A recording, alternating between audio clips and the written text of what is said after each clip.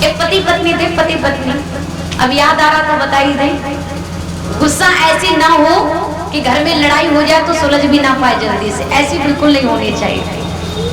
एक पति पत्नी थे, तो कहते कि पत्नी तो बेचारी बड़ी सीधी सादी थी, पति बड़ा टेढ़ा टेढ़ा था। छोटी सी बात है, समझना है ज्यादा। हाँ, गुस्सा होना भी कहीं तक थोड़ा थोड़ा सही है, पर ज्यादा गुस्से वाला आदमी बिल्कुल भी अच्छा नहीं होता है, सब गड़बड़ होता है काम।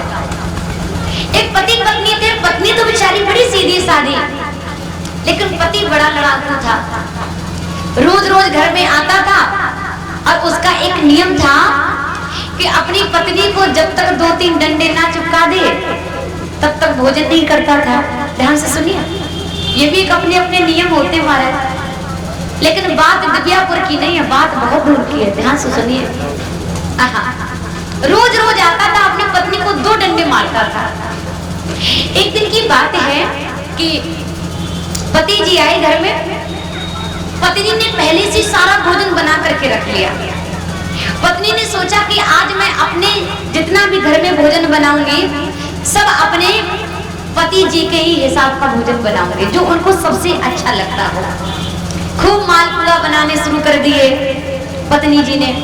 खूब लड्डू पेड़ा बनाए, रसगुल्ला बनाए, बालूशाही बनाई, खूब मिष्ठान बनाना प्रारंभ कर दिया। खूब मीठे सब कुछ बनाए भोजन में।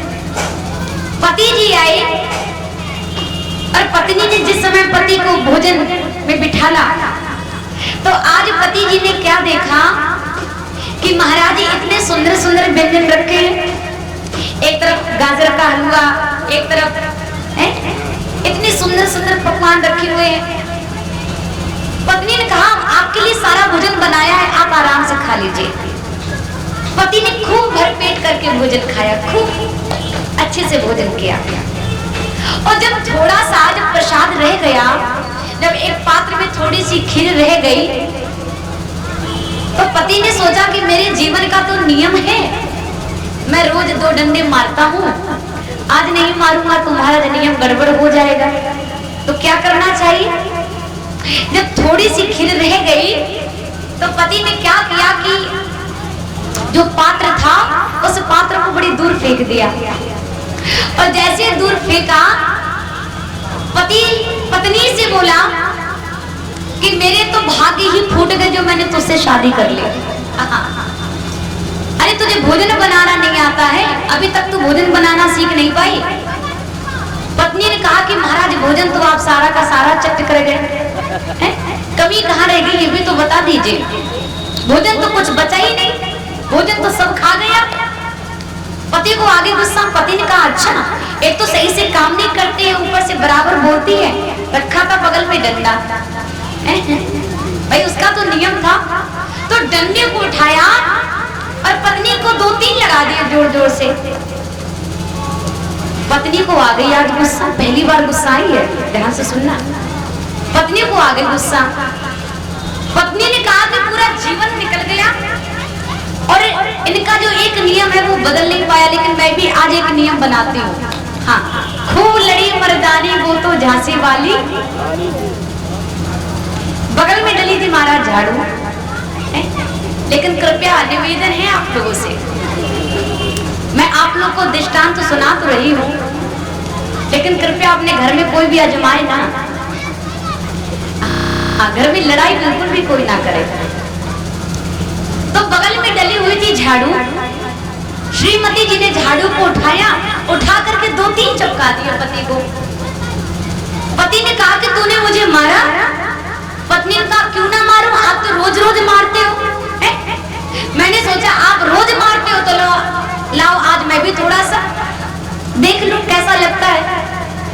पति ने कहा कि अगर असल बात की हो तो मुझसे बात मत कर देना, अगर असल बात की हो तो बोलना मत। पति ने कहा तुम भी असल बात की हो, तुम भी मत बोलना।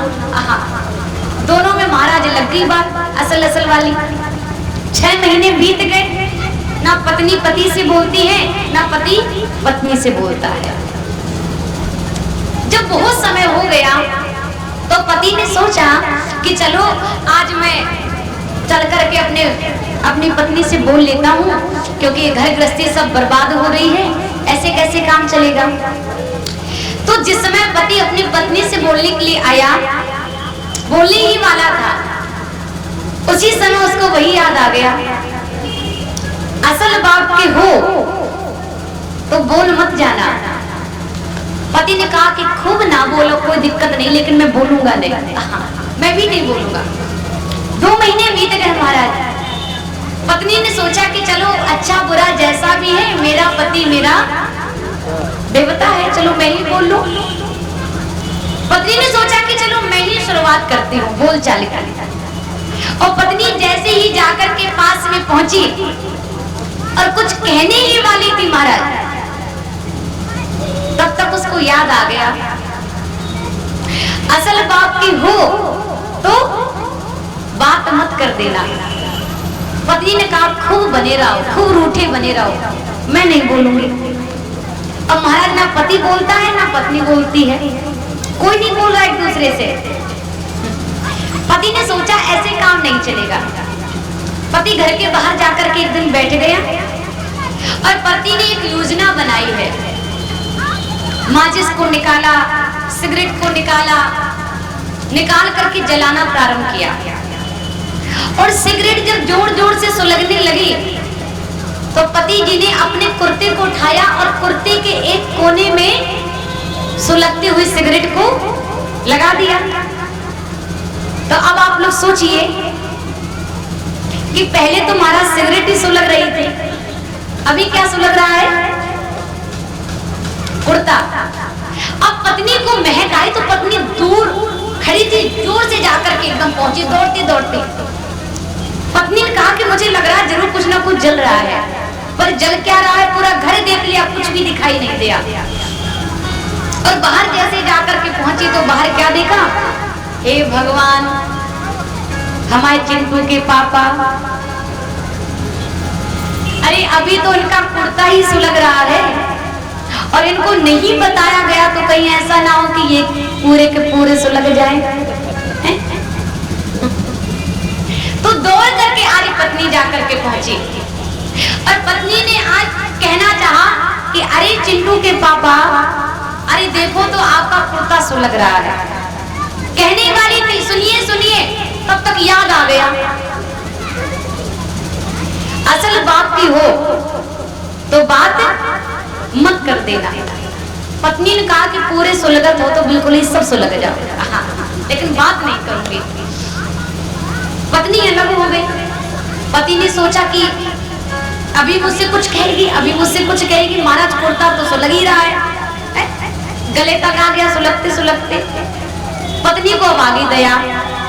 पत्नी ने सोचा ऐसे काम नहीं चलेगा।